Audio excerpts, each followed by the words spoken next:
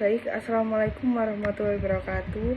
Di sini kelompok kami akan menjelaskan mengenai analisis makro, analisis industri, analisis fundamental, analisis teknikal dalam jual beli saham BBCA, Telkom, dan juga ITMG. Jumlah kelompok dari anggota kami terdapat 2 orang, yaitu yang pertama saya sendiri, Indra Ningsih, dan yang kedua adalah Maya Sari. Baik, masuk pada fokus pembahasan. Jadi pokok pembahasan yang akan kita bahas kali ini terdapat 7, yaitu yang pertama ada analisis makro, analisis industri, analisis fundamental, analisis teknikal, ada transaksi, hasil investasi, dan juga kesimpulan. Selanjutnya yaitu analisis makro. Analisis makro ini terdapat dua indikator. Yang pertama yaitu analisis ekonomi dunia dan analisis makro Indonesia. Yang pertama, analisis makro dunia. Dana Moneter Internasional IMF memproyeksikan pertumbuhan ekonomi dunia sebesar 4,9% pada 2022. IMF juga memperkirakan perekonomian negara-negara berkembang di Asia diprediksi tumbuh paling tinggi pada tahun 2022, yaitu sebesar 6,4%. Amerika Serikat menyusul dengan proyeksi pertumbuhan ekonomi dunia tahun 2022 sebesar 4,9%. Kemudian kawasan Britania Raya diproyeksi memiliki pertumbuhan ekonomi sebesar 4,8%. Jadi dapat disimpulkan bahwa analisis ekonomi dunia ini mencakup beberapa negara yang ekonominya tumbuh berkembang selama pada tahun 2022. Yang kedua yaitu analisis makro Indonesia. Analisis makro Indonesia memiliki pengaruh yang signifikan terhadap operasional perusahaan sehari-hari. Kemampuan investor dalam memahami dan meramalkan kondisi ekonomi makro di masa datang akan sangat berguna dalam pembuatan keputusan investasi yang menguntungkan. Oleh karena itu, seorang investor harus memperhatikan beberapa indikator ekonomi makro yang bisa membantu mereka dalam memahami dan meramalkan kondisi ekonomi makro. Nah, analisis makro Indonesia ini mencakup beberapa poin. Yang pertama yaitu produk domestik bruto atau PDB. PDB ini adalah ukuran produksi barang dan jasa total suatu negara. Pertumbuhan PDB yang cepat mengindikasikan terjadinya pertumbuhan ekonomi. Jika pertumbuhan ekonomi membaik, maka daya beli masyarakat pun akan meningkat. Dan ini merupakan kesempatan bagi perusahaan-perusahaan untuk meningkatkan penjualannya. Pada tabel tersebut, grafik tersebut dapat dilihat bahwasanya laporan Badan Pusat Statistik melaporkan terdapat peningkatan pada 2021, yaitu sebesar 16.970 triliun atau naik 9,92 dibanding tahun sebelumnya. Nah,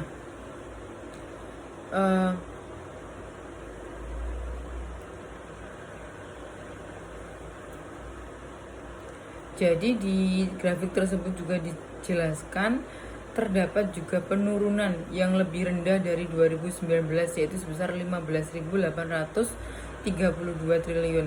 Penurunan nilai tersebut disebabkan karena adanya pandemi COVID-19 yang berdampak pada seluruh sektor tanpa terkecuali dengan perekonomian Indonesia.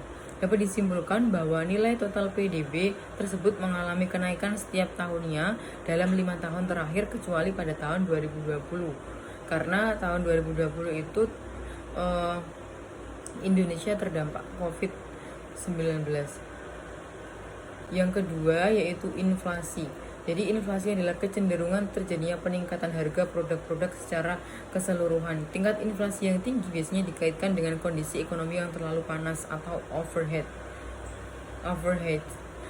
Artinya, kondisi ekonomi mengalami permintaan atas produk yang melebihi kapasitas penawaran produknya, sehingga harga-harga cenderung mengalami kenaikan. Nah, di grafik tersebut itu sudah dijelaskan bahwasanya terjadi inflasi sebesar 0,57%. Dan tingkat inflasi tahun ke tahun dari Desember 2021 terhadap Desember 2020 sebesar 1,87%. Pada Desember 2021 mengalami inflasi sebesar 0,16%. Sedangkan inflasi pada tahun pada tahun ke tahun Desember 2021 terhadap Desember 2020 yaitu sebesar 1,56%. Harga saham yang di pasar akan jatuh apabila inflasi semakin naik. Akan tetapi apabila inflasi rendah akan berdampak pada pertumbuhan ekonomi dan harga saham yang semakin lambat. Yang ketiga yaitu tingkat bunga. Tingkat bunga itu merupakan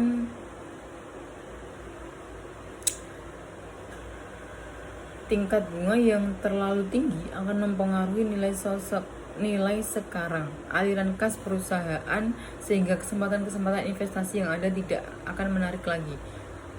Persentase bunga yang tinggi juga akan meningkatkan biaya modal yang harus ditanggung perusahaan. Berdasarkan tabel tersebut, dapat dilihat bahwa terjadi kenaikan selama 4 kali. Kenaikan pertama sebesar 0,25% dari bulan Juli ke bulan Agustus. Dari 3,50% menjadi 3,75%. Dilanjut dengan kenaikan kedua yaitu sebesar 0,50% pada bulan Agustus ke September. Dari 3,75% menjadi 4,25%. Dilanjut kenaikan yang ketiga yaitu sebesar 0,50% pada bulan September ke Oktober dari 4,25% sampai 4,75%. Tingkat suku bunga yang mengalami kenaikan akan menjatuhkan harga saham dan para investor menarik investasinya untuk digeser ke deposito atau obligasi.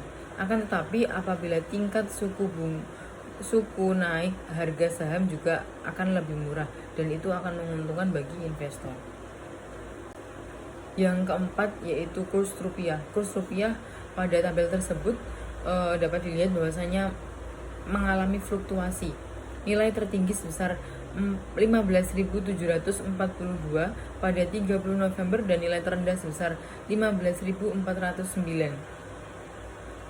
Pada 12 Desember 2022 menunjukkan bahwa rupiah Indonesia meningkat terhadap dolar sebesar 15.642. Hal tersebut menyebabkan biaya impor bahan produksi dan tingkat bunga menurun. Sedangkan yang kelima yaitu neraca perdagangan. Neraca perdagangan dan pembayaran. Yang pertama yaitu neraca perdagangan. Berdasarkan tabel tersebut, dapat diketahui neraca perdagangan Indonesia pada bulan Februari mengalami surplus yang mencatat 3,83 miliar dolar Amerika Serikat. Surplus tersebut didorong oleh meningkatnya nilai ekspor Indonesia sebesar 6,7% menjadi 20,46 miliar dolar Amerika Serikat di bulan Februari 2022 dari bulan sebelumnya. Pada Januari 2000 sampai Februari 2022 mencatat surplus 4,79 miliar dolar Amerika Serikat secara kumulatif. Nilai tersebut meningkat 21,7% dari periode yang sama tahun sebelumnya. Sedangkan yang keenam yaitu neraca pembayaran. Berdasarkan tabel tersebut, dapat diketahui neraca pembayaran pada triwulan 1 mencatat surplus sebesar 4,1 miliar dolar Amerika Serikat. Surplus tersebut merupakan hasil dari surplus transaksi modal dan finansial yang melampaui defisit transaksi berjalan yang rendah pada triwulan sebelumnya. Yang terakhir yaitu kinerja pasar modal Indonesia tahun 2021. Sepanjang tahun 2021, pasar modal Indonesia mengalami pemulihan dan terus berkembang. Hal ini dibuktikan dengan ditutupnya akhir tahun 2021 oleh kinerja positif Indeks Harga Saham Gabungan atau IHSG di pasar sebesar 6.581,5 atau naik 10,1% secara year on year atau secara tahunan setelah mengalami penurunan saat COVID-19 di tahun 2020. Total nilai kapitalisasi saham tercatat sebesar 8.255,62 triliun atau mengalami kenaikan sebesar 18,4% pada akhir tahun 2021. Hal tersebut membuktikan bahwa kinerja pasar modal Indonesia mampu bertahan dan mengalami pertumbuhan yang positif di tengah pandemi COVID-19. Selanjutnya yaitu masuk di analisis industri. Ada 3 industri yang akan kita gunakan. Yang pertama yaitu industri keuangan, industri telekomunikasi, dan industri pertambangan batubara. Industri keuangan, kami menggunakan transaksi saham BCA, sedangkan industri telekomunikasi kami menggunakan Telkom, dan industri batubara kami menggunakan ITMG. Jadi di analisis industri, dalam pertumbuhan ekonomi Indonesia, industri manufaktur berkontribusi besar di kuartal kedua 2021 sebesar 7,7% dengan pertumbuhan 6,91%. Meskipun ada tekanan saat pandemi COVID-19 pada kuartal ketiga tahun 2021, industri manufaktur kembali tumbuh mencapai 3,68% dan menyambung 0,75% terhadap pertumbuhan ekonomi di Indonesia. Dari data Kementerian Perindustrian menyatakan bahwa sektor manufaktur sangat berkontribusi pada PDB nasional di kuartal kedua 2021 sebesar 17,34%. Kontributor besar dari sektor manufaktur yaitu industri makanan dan minuman 66,66%, dan industri kimia, farmasi serta obat tradisional yaitu 1,96%, sedangkan kontributor kedua yaitu berkontribusi dengan total 8,62%. Jadi dapat disimpulkan bahwa ketangguhan sektor industri membuktikan arah pertumbuhan berjalan sesuai rencana dan diharapkan dapat menjadi penggerak ekonomi nasional dengan target kontribusi produk domestik bruto lebih dari 20% pada tahun 2024. Nah, ini akan masuk ke industri keuangan, telekomunikasi, dan batubara. Yang pertama yaitu industri keuangan. Pada Februari 2022,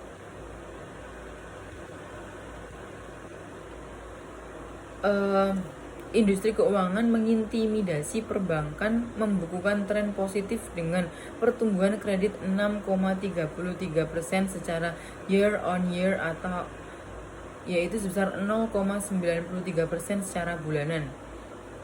Industri utama mengalami kenaikan kredit secara bulanan. Hal tersebut dibuktikan oleh sektor perdagangan, manufaktur, dan rumah tangga yang masing-masing sebesar 19,5 triliun, 8,8 triliun, dan 7,1 triliun.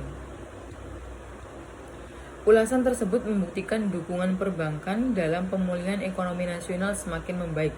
Oleh karena itu, kami sepakat untuk berinvestasi pada industri saham Bank Sentral Asia Tbk karena merupakan saham yang masuk dalam indeks saham LQ45, di mana keduanya merupakan emiten yang mempunyai likuiditas tinggi dan kapitalisasi pasar yang luas dengan fundamental perusahaan yang baik. Yang kedua yaitu industri telekomunikasi. Pertumbuhan industri telekomunikasi di Indonesia semakin tumbuh berkembang dan maju. Hal tersebut dibuktikan dengan kinerja industri telekomunikasi yang semakin membaik dan bertahan pada saat pandemi COVID-19. Di Indonesia, layanan yang menapung pertumbuhan industri telekomunikasi yaitu konektivitas berupa peningkatan penggunaan mobil data dan fixed broadband, layanan ICT, dan layanan digital. Diperkirakan emiten telekomunikasi akan tumbuh pada 8% sampai 12% di tahun ini. Tingginya permintaan pada emiten telekomunikasi juga dapat mendorong naiknya pendapatan telekomunikasi.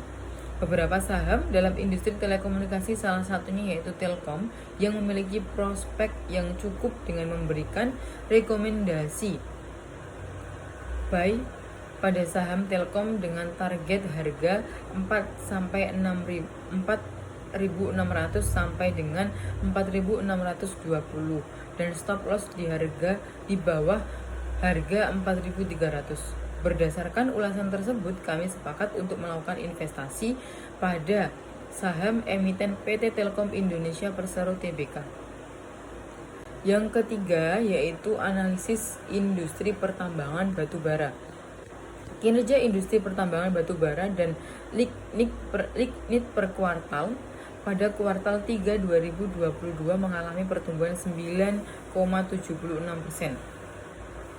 Sedangkan pada kinerja tahunan tumbuh sebesar 5,88% sampai periode kuartal 2021. Kinerja tersebut masuk dalam kategori pertumbuhan yang positif, dan kinerja positif tersebut melanjutkan kinerja di tahun sebelumnya yang juga positif. Sepanjang tahun 2022, harga batubara membawa beberapa saham menyentuh rekor harga tertinggi sepanjang masa. Salah satunya yaitu harga saham emiten PT Indo Tambang Raya Megah Tbk meroket sampai 121% menjadi 43,300 per lembar. Berdasarkan ulasan tersebut, kelompok kami sepakat untuk melakukan investasi pada saham PT Indo Tambang Raya Megah Tbk. Yang ketiga yaitu analisis fundamental. Analisis fundamental merupakan salah satu metode yang digunakan untuk melihat keamanan suatu saham oleh para investor. Dalam analisis fundamental terdapat beberapa indikator yang digunakan, yaitu ROA, ROE, IPS, PER, PBV rasio, dan evaluasi dividen diskon model atau DDM. Yang pertama yaitu ROA. ROA ini digunakan untuk melihat seberapa efisien manajemen perusahaan dalam mengoperasikan asetnya untuk menghasilkan pendapatan. Sedangkan ROE digunakan dalam mengukur kemampuan perusahaan untuk memperoleh keuntungan dari penggunaan modal. ROE juga dikatakan sebagai pengembalian investasi saham dan dinyatakan dalam persentase. Sedangkan yang ketiga yaitu IPS. Earning per share menggambarkan jumlah uang yang dihasilkan oleh suatu perusahaan untuk tiap lembar saham di saat pengoperasian sedang berjalan. Investor dapat mengetahui profitabilitas suatu atau kemampuan perusahaan dalam mencetak laba saat ini dan masa mendatang melalui earning per share. Apabila suatu perusahaan menunjukkan earning per share yang tinggi, maka dividen yang akan diberikan kepada para pemegang saham akan signifikan. Sedangkan yang keempat yaitu price earning ratio atau PER. PER ini digunakan untuk melihat mana saham perusahaan yang memiliki nilai tinggi, sehingga para investor mampu melihat mana perusahaan yang memiliki potensi keuntungan yang cukup besar. Saham dengan IPR yang tinggi menunjukkan bahwa saham tersebut bernilai tinggi. Akan tetapi PER yang terlalu tinggi akan mengalami harga yang tinggi atau overload terhadap saham tersebut.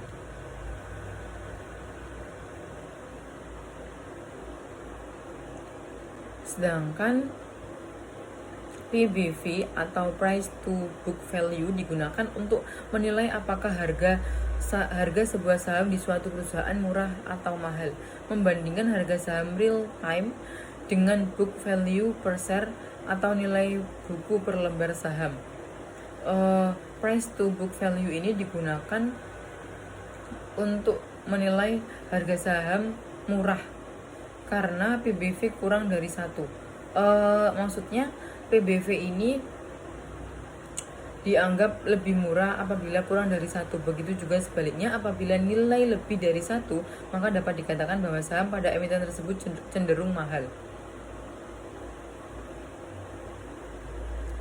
Yang terakhir yaitu DDM atau Dividend Discount Model, yaitu merupakan teknik valuasi yang digunakan untuk menghitung nilai intrinsik suatu saham. Harga saham ditentukan oleh arus kas yang diterima oleh pemegang saham, yaitu dividen. Saham dinilai undervalue dan harus dipertimbangkan saat akan membeli, yaitu apabila harga saham saat ini lebih kecil dari nilai intrinsik yang diperoleh menggunakan DDM. Sebaliknya juga demikian, harga saham dinilai overload apabila harga saham saat ini melebihi nilai intrinsik dari perhitungan dividen. Nah,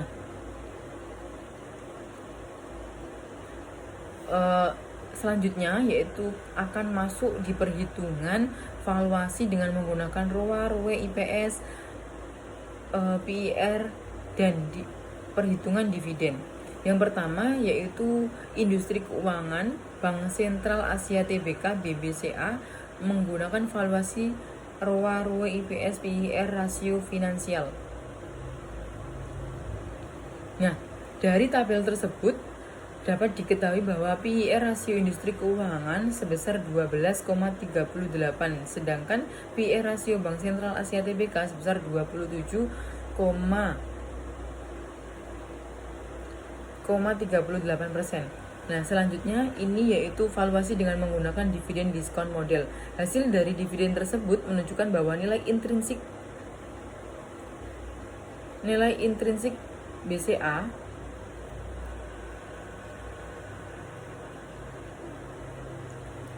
yaitu sebesar 8,912,5, sedangkan nilai pasar sekarang lebih kecil dari nilai intrinsik, maka dapat disimpulkan bahwa harganya murah atau under value. Oleh karena itu kami memutuskan untuk buy. Yang kedua yaitu industri telekomunikasi. Nah, dihitung dengan menggunakan valuasi ROA, IPS, dan finansial. Saham Telkom mayoritas dipegang oleh pemerintah Republik Indonesia sebesar 52,9 dan sisanya 47,91% dikuasai oleh publik. Di tabel tersebut dapat diketahui bahwa PIR rasio industri telekomunikasi sebesar 17,97, sedangkan PIR rasio PT Telkom Indonesia sebesar 16,94. Nilai intrinsik Telkom yaitu sebesar 3.984, sedangkan nilai pasar sekarang lebih kecil dari nilai intrinsik, maka dapat disimpulkan bahwa harga Telkom murah atau under value. Oleh karena itu kami memutuskan untuk buy atau untuk membelinya. Yang ketiga yaitu ITMG, menggunakan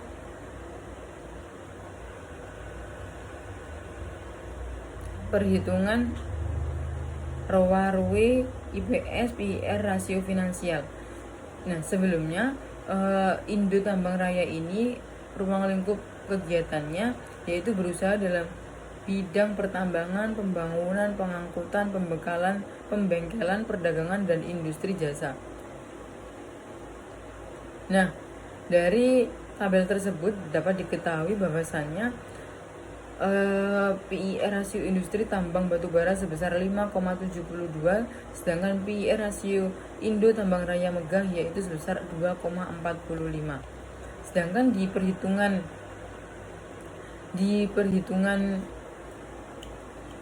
dividennya yaitu nilai intrinsik ITMG sebesar 46,5.928, sedangkan nilai pasar sekarang lebih kecil dari nilai intrinsik, maka dapat disimpulkan bahwa harga Telkom murah.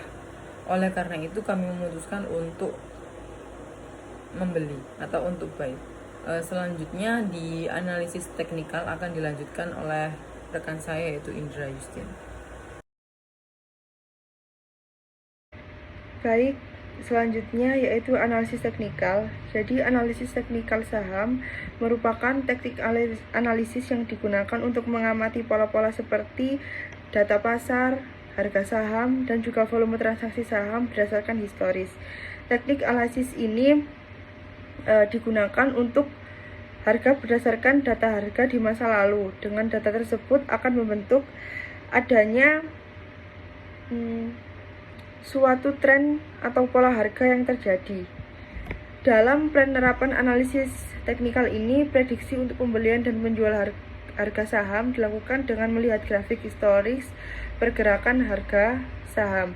Jadi dalam analisis teknikal ini terdapat 3 macam grafik yang dapat dilihat, yaitu yang pertama ada candlestick chart, yaitu salah satu jenis grafik harga saham yang digunakan dalam analisis teknikal yang menunjukkan harga tertinggi, harga terendah, harga pembukaan, dan juga penutupan dari suatu saham pada periode waktu tertentu.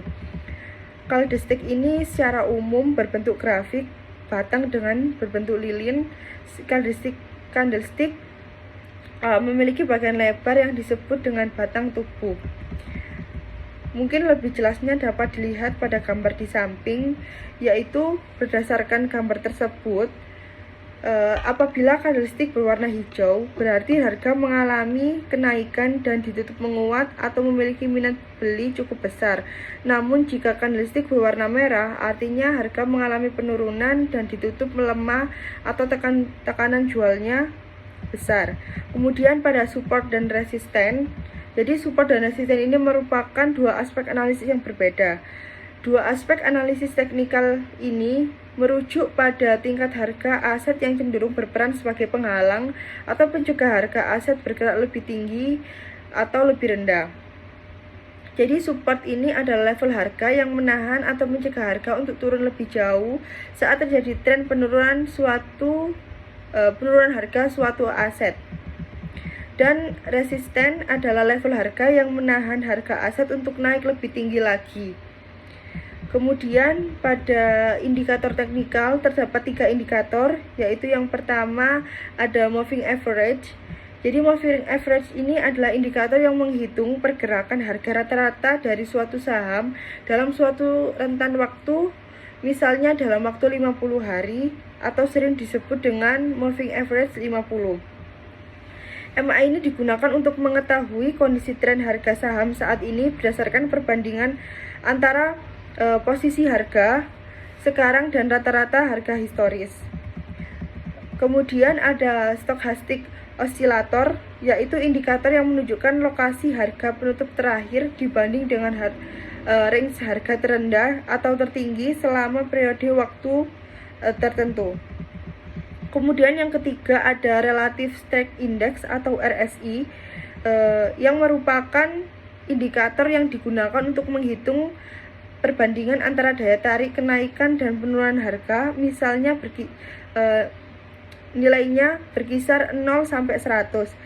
Jadi misalnya seperti ini, jika RSI bernilai tinggi di atas 70, maka artinya pasar sudah overbought atau jenuh beli sehingga ada potensi turun, saatnya untuk jual. Sebaliknya jika RSI bernilai sangat rendah atau di bawah 30, artinya pasar sudah oversold atau jenuh jual sehingga pada potensi naik, saatnya untuk beli. Nah, ini terdapat grafik dari ketiga indikator tersebut. Kemudian masuk pada analisis teknikal industri keuangan. Jadi yang pertama yaitu ada Bank Sentral Asia TBK atau BBCA.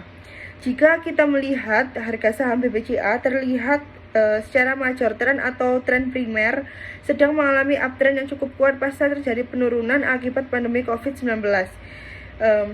Jika kita lihat dalam uptrend BBCA membentuk pola LL, lower low, dan LH, lower high, di mana dalam posisi seperti ini kita dapat memanfaatkan momentum melakukan buy ketika harga saham BBCA menyentuh area support dan membentuk lower low baru.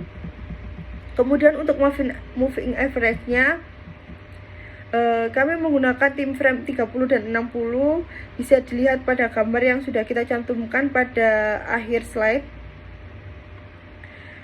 bahwa pergerakan MA dari BBCA ini masih on track untuk uptrend dan masih belum terlihat adanya pembalikan arah.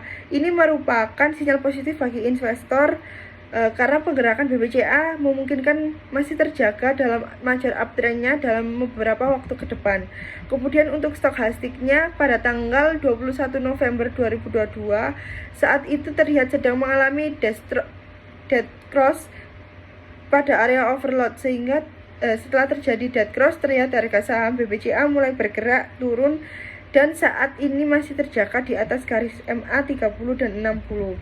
Kemudian pada MACD menunjukkan adanya dead cross dengan histogram menunjukkan adanya volume sell yang mulai mendominasi. Hal ini merupakan sinyal bahwa BBCA akan mengalami koreksi. Namun karena memang pola penggerakan harga BBCA saat ini terus membentuk lower high dan lower low, maka saat terjadi koreksi kita bisa memprediksi bahwa harga saham BBCA ini kemungkinan besar akan mengalami rebound lagi ketika menyentuh atau mendekati garis support yang berada di kisaran harga sekitar 7.500. Kemudian pada analisis industri telekomunikasi sektor infrastruktur dalam BEI, PT Telkom Indonesia Persero Tbk atau Telkom. Secara major trend atau tren primer, saham Telkom dalam jangka panjang masih bergerak uptrend. Namun jika dilihat dari time frame daily, harga saham Telkom terlihat break dan dari garis minor trend lainnya dengan membentuk double top pattern. Ini merupakan indikasi terjadinya pembalikan arah tren untuk jangka menengah dari saham Telkom tersebut. Kemudian untuk moving average dilihat ketika saham Telkom breakout dari minor trendnya membentuk persilangan antara garis MA 30 dan 60 yang menunjuk ke arah bawah, di mana ini merupakan dead cross moving average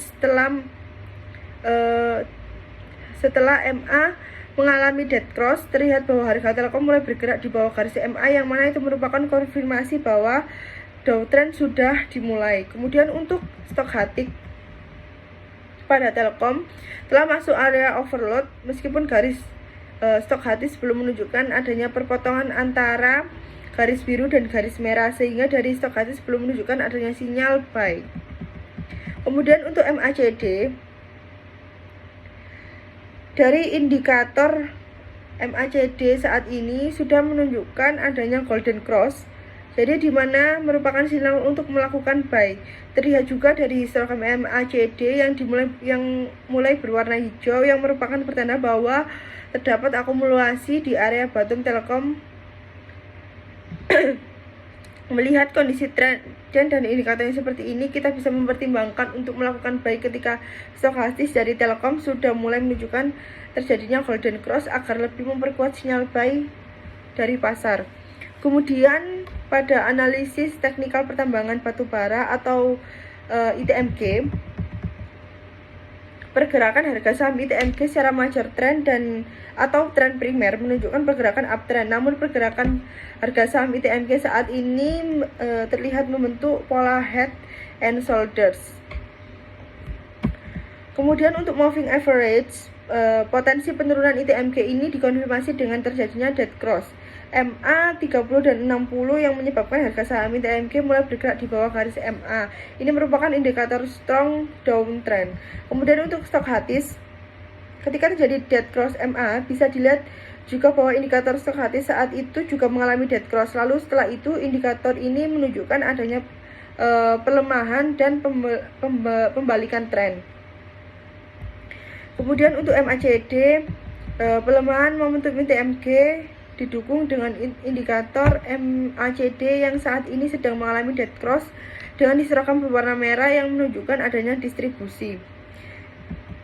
Namun jika kita ingin tetap membeli saham ITMG, maka kita bisa menunggu harga ITMG menyentuh atau mendekati garis support yang berbentuk dari garis resisten sebelumnya. Kemudian masuk pada bab transaksi, yaitu kami melakukan transaksi pada tanggal 25 November 2022 sampai 30 Desember 2022. Dari data tabel yang sudah dipaparkan, dijelaskan bahwasanya transaksi pada tanggal 26 November kami melakukan pembelian pada PT Telkom dengan harga Rp4.010 dengan jumlah 220 lot. Jadi total keseluruhan untuk pembelian saham Telkom ini kita mengeluarkan dana sebesar Rp8.020.000. Dan untuk tanggal 28 November kami melakukan pembelian buy pada BBCA dengan harga Rp9.050 dengan jumlah 5 lot dengan total keseluruhan Rp4.525.000. Dan yang terakhir pada tanggal 1 Desember kami membeli saham ITMG dengan harga Rp42.275 dengan jumlah lot 20. Jadi total keseluruhan adalah Rp82.550.000. Untuk transaksi penjualan saham, kami melakukan penjualan kembali pada saham ITMG dikarenakan harga di pasar sudah cukup menguntungkan, sehingga kami mendapat keuntungan sebesar Rp906.287. Sedangkan penjualan Telkom kami mengalami kerugian karena harga jual pada Telkom menurun lebih rendah dari harga beli, sehingga kami mengalami kerugian sebesar Rp543.000. Untuk hasil investasi, kami mendapat keuntungan dari investasi saham sebesar Rp3.795.000 dan kami memiliki dana diam sebesar Rp4.905.000. Dengan total pembelian saham keseluruhan, kami mengeluarkan dana sebesar Rp95.095.000 dan total aset kami saat ini yaitu sebesar Rp96.205.000. Dari modal investasi yang kami terima pada awal yaitu sebesar 100 juta, kami mendapatkan keuntungan sebesar Rp3.795.000. Dengan keuntungan saham tersebut, kami juga mengalami kerugian pada saham-saham tertentu karena kami kurang dalam menganalisis saham tersebut. Masuk pada kesimpulan, dalam proyek mata kuliah investasi dan pasar modal ini, tugas UAS dilakukan pada tanggal 23 November hingga 30 Desember tahun 2022 dengan menggunakan aplikasi Stockbit. Modal yang diberikan pada kami itu sebanyak 100 juta rupiah dan kami menginvestasikannya pada beberapa saham, yaitu yang pertama ada saham BPCA, ada Telkom dan juga ITMG. Jadi setelah kami menginvestasikannya dengan total aset terakhir pada tanggal 1 Januari, kami memiliki aset sebanyak Rp96.205.000. Jadi pada aset tersebut mengapa menurun karena terdapat beberapa saham yang kita tahan untuk dijual. Hal tersebut dikarenakan harga saham mengalami penurunan.